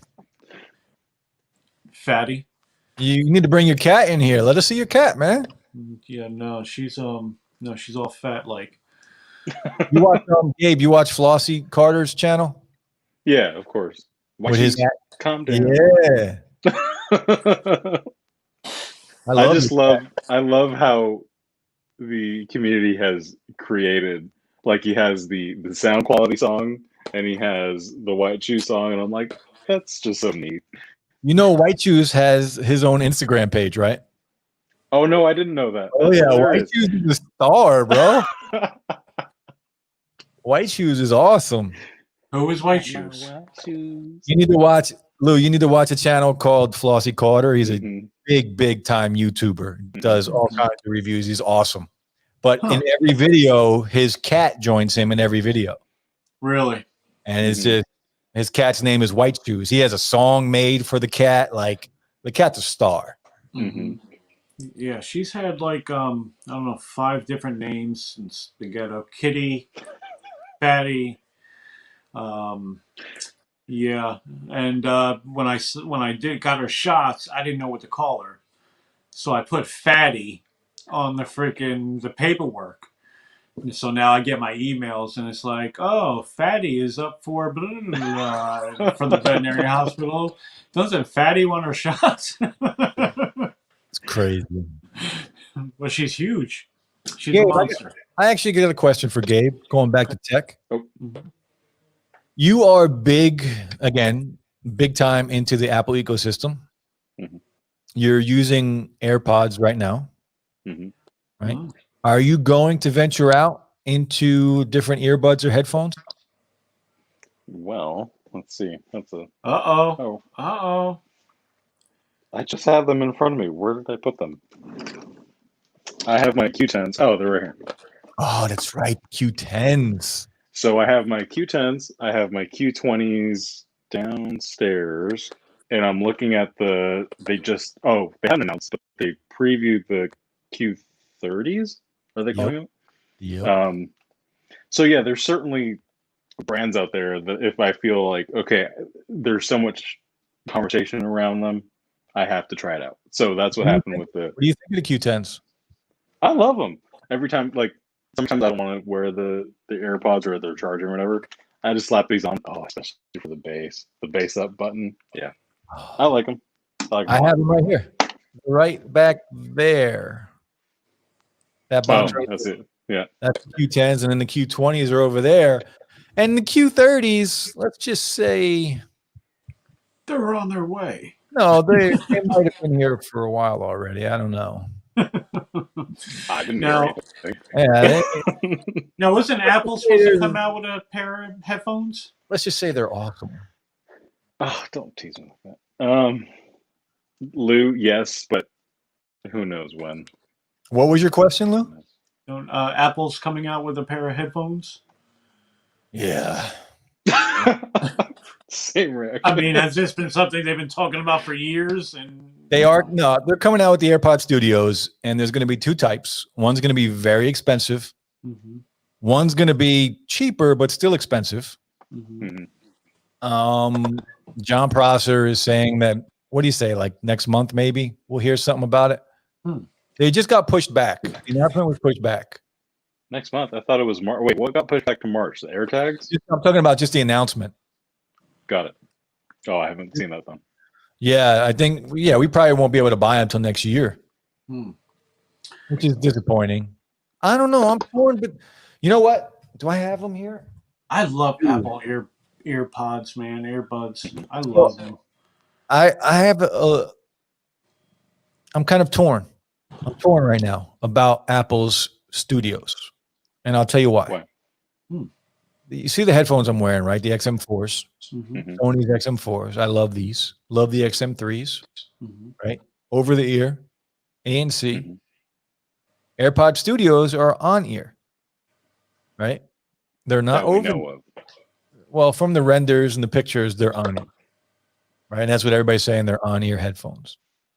Now, everybody knows you're going to get. Well, I don't know. I haven't spent more than $350 on a pair of headphones. So I don't know if you can get that amazing sound quality on a pair of on-ear headphones. Right? Because you need that suction, that cover that these give you, in my opinion, to get the best sound and to get the best ANC. Okay. What do you got there? These are back in the day when I wanted to do voiceover stuff. I got these to pair with the Amazon Basics microphone. So these are Amazon Basics on ear.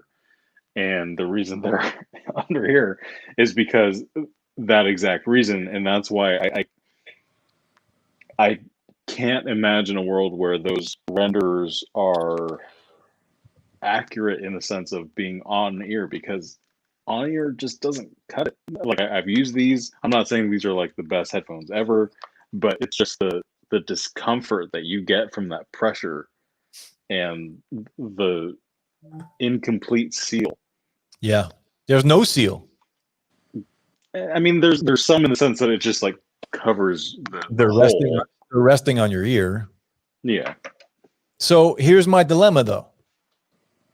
I dropped a video last week on a pair of on-ear headphones called the Phil Canvas.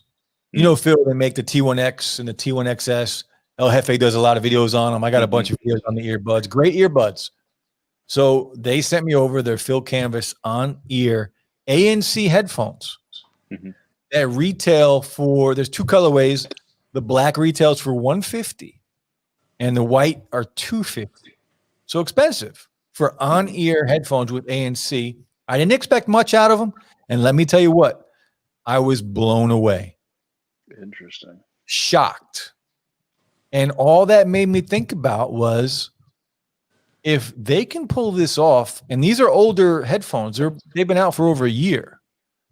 If they can pull this off, maybe Apple's studios on ear won't be that bad, because on the Phil Canvas headphones, the sound quality was really good. And the ANC was shockingly amazing. I was shocked. I'm still shocked and blown away. I have them up here now in the loft because that's how good they are. And I never thought I would say, I say in the video, I never thought I would say I love a pair of on-ear headphones.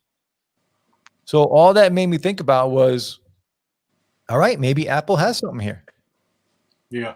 Maybe the studios will be great, because these Canvas headphones are absolutely worth the price for on-ear headphones. So I don't know. I'm excited about them now. Either way they go, granted, I'm not spending $600 on the premium one. That's a lot. That's a lot of money. But I'll probably buy the ones for $250 or $3, whatever the other price is, $250, $350, whatever it is. I might buy them. I mean, I spent $350 on the Sonys. Well, Sonys are always top quality. Sony, these are legit. Have you used these, Gabe? No, no. That's a short answer. I've been wanting to. I looked at the XM3s. They were on sale. Was it like a week ago or so? For Prime Day? I think they were for Prime. I know the XM4s were for Prime Day, but this was no, right when the 4s came out. They had the 3s on sale, so a little farther back. But I was looking at them. XM3s are still a better deal, in my opinion, than the XM4s. They're Really? both. They're basically the same thing. There's not much different. A little more cushion, a little better ANC, but nobody's going to notice because the ANC on the 3s are so damn good. And you have multi-point connection and Bluetooth 5.0, but Bluetooth 4.2, I've never had any drop connections on my XM3s. I still keep them. They're still here. I won't get rid of them. That's how good they are. It's pretty good. And they're still the same price on Amazon. Yeah, I heard that Amazon made a killing this week off of Amazon. Prime Day? Yeah. Everybody who I spoke to ordered at least 2 things minimum. Well, they make and it was all electronics. It was all either headphones or some type of electronic. Well, I just bought another pair of the Q20s because of Prime Day. I don't need them. I bought them for a Christmas gift because on Prime Day, the not the Q20s, the Q10s were $23. I saw your post, yeah. So I bought another pair to give to somebody for Christmas. That's cool. What's the original cost of them? $40. 35. They're $39. Color, right? They're always on sale. You can always get like $5-10 off, maybe. Okay. Just go to my link on my channel and hit that affiliate link, and I should just wear it. Yeah. You got the purple ones, huh? You got the Gadget Cast colors. Nice. Yeah. Do you like bass with your music? I love bass, but I like the right amount of bass. Like, I love the amount of bass that comes out of the Apple AirPods. It's like the perfect amount of bass, the perfect amount of treble for me. What AirPods you talking about? The first ones. Oh, wow. There's Yeah. no bass in those. Oh, absolutely there's bass. No. Absolutely. No, Gabe has the ones that have bass. There's these, right? Are you talking about the original, but without the seal? The original. Oh, interesting. If you think that's a lot of bass for you, you're missing out. To me, yeah. Like I haven't upgraded to like iPods 12 yet, but any other earbuds have more bass than AirPods. Oh man, I love them things. See, I have to have only one earbud in at a time. I can't have double. I'm like claustrophobic. I need to know what's going on around me at all times. Like when I'm playing the game and I'm talking to you guys in the chat, I have to have just the one thing in my ear because I need to know what's going on over here. So that perfect amount of bass for that one ear is good for me. But yes, I love bass. I do. Interesting. Yeah, it is interesting, isn't it? I might have to send you a pair of earbuds that actually do have some bass. Yeah, I think you should because you gave me the black pair. I gave you a matte black pair of AirPods. Yeah, and those have no bass, whatever. But I use those at work every day. As soon as I get to work, bink, connect those, and I use the black ones every day at work. But I'm sure you have some back there somewhere with some bass. I got a couple pairs here. Yeah, that'll be pretty sweet. But it can't be with the hook arounds. I feel like an operator. I'm not an operator. I just want plug in and thinking in my ear hole. My ear hole is dainty, so it got to fit too. Jesus. Yeah. It can't be the hook arounds. I got big ears. That should hurt. So, What were you going to say, Gabe? I was just curious. We're talking about bass, about the Skull Candy Crushers. Like on the name. Yeah. After seeing a Flossy Cars video on that, I was curious. Have you gotten yours on those? I have not tried them. They're I looked into it after I saw his video and El Jefe's video. Mm-hmm. Did you say El Jefe did a live unboxing of it? I was there watching, dude. His reaction was priceless. He just he's giggling. Yeah, he's like a kid in a candy store when he tried them things on. And that's how I would be, but they're just too much money for me. Like I can't, if I'm going to spend a couple $100, it's going to be something when it comes to headphones anyway, it's going to be something that I want to use all the time. Mm-hmm. Like he probably, both of those guys probably got that stuff for free. Like I'm not going to go out and spend $200 on just something on a review once. Mm-hmm. I mean, I could return it, but this just doesn't Bose make headphones? Yeah, Bose makes great headphones. Yeah. But I figure if anybody was going to make like premium headphones or something, it would be them. Bose competes directly with the Sonys. Oh, really? They got the Quiet Comfort series. Okay. They're good. They're great. I just prefer the Sonys. I've tried them. You can go walk right into Best Buy and put them on your head and try them. Okay. I forgot who it was, so I hate that I'm quoting this without knowing the source or not recalling. But somebody had said that Bose stands for Buy Other Sound Equipment. I've never heard that. I don't know. I was hoping it was somebody.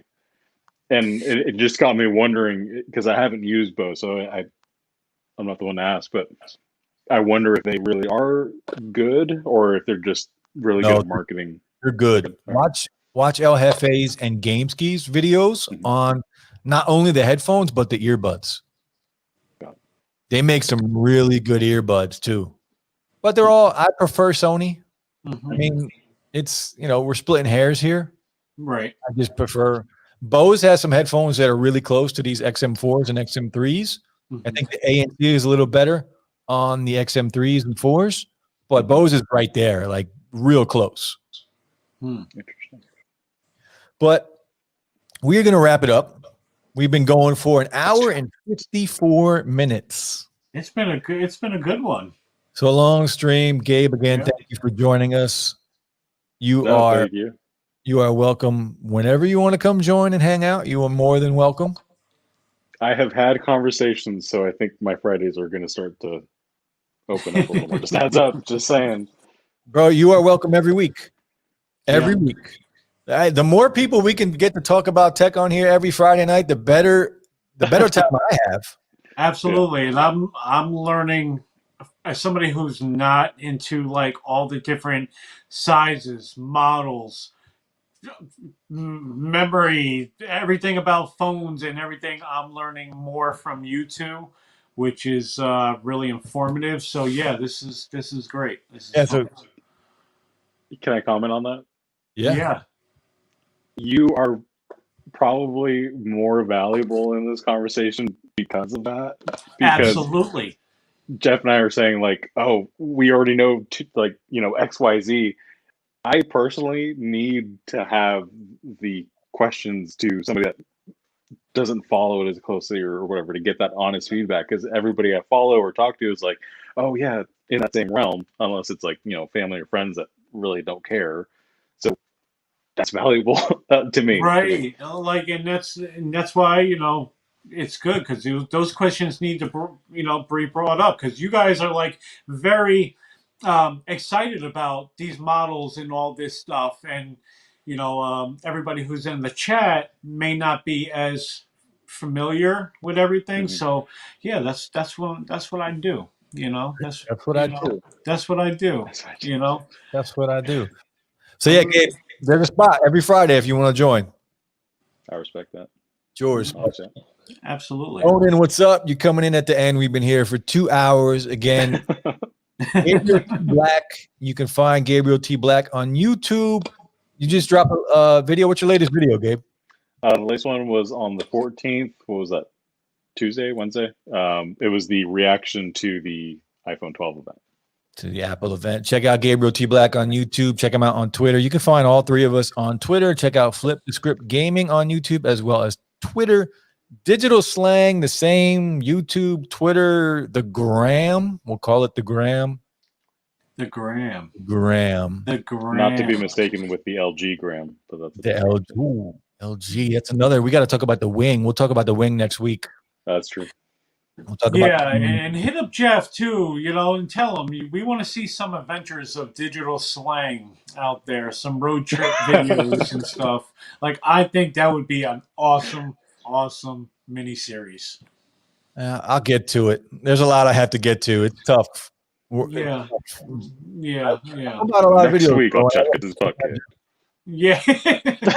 Old lady with that old kung fu. By an 80-year-old lady kung fu master. I will wing Chun an old lady if I have to. She will front kick you and take your phone and run. I will. I will Ip Man somebody. If you guys don't know who Ip Man is, I will Ip Man somebody.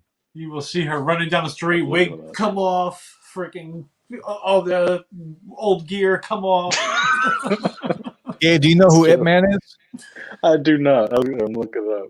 Check out Ip Man's movies. He is Bruce Lee's master. He's the one. So he's an actor. He was real. But there are movies based on his life. Oh man, that are played by Donnie Yen. Donnie Yen is an amazing martial artist. So check out Ip Man. It's got Ip Man 1, Ip Man 2, Ip Man 3, Ip Man 4. Mike Tyson's in one of them. Like, can't beat Chuck Norris. I don't know. Yo, I just seen the coolest video real quick about Chuck Norris. Did you? Have you ever seen the commercial years ago from Jean-Claude Van Damme where he was in the desert riding on 2 trucks? He was standing on top of 2 trucks and he did the split. No, I never saw that. So it's a great video, but this video was Jean-Claude Van Damme versus Chuck Norris. And it started out in the commercial with Jean-Claude Van Damme doing that split in that commercial. And then it said, is waiting for Chuck Norris. And they show Chuck Norris, and he is standing on the wings of 2 jet fighters doing a split with a group of like parachuters, like 20 of them, standing on his shoulders. Oh my God. With holding up Christmas tree lights shaped like a Christmas tree while he does this split. Oh, I'm so watching it. You guys can watch the commercial if you can. It's the greatest commercial I've ever seen. Chuck Norris is the man. I'm so watching it because I'm such a Chuck Norris fan. Chuck Norris is the man. This is the greatest commercial. Check out the Chuck Norris, Jean-Claude Van Damme commercial. Thank you for joining us here on SlangCast every Friday night, 9 p.m. You can find us right here. Gabriel T Black, Digital Slang, and Flip the Script Gaming. If you are listening on audio only, thank you. That's it, guys. We'll be back next Friday night. Peace.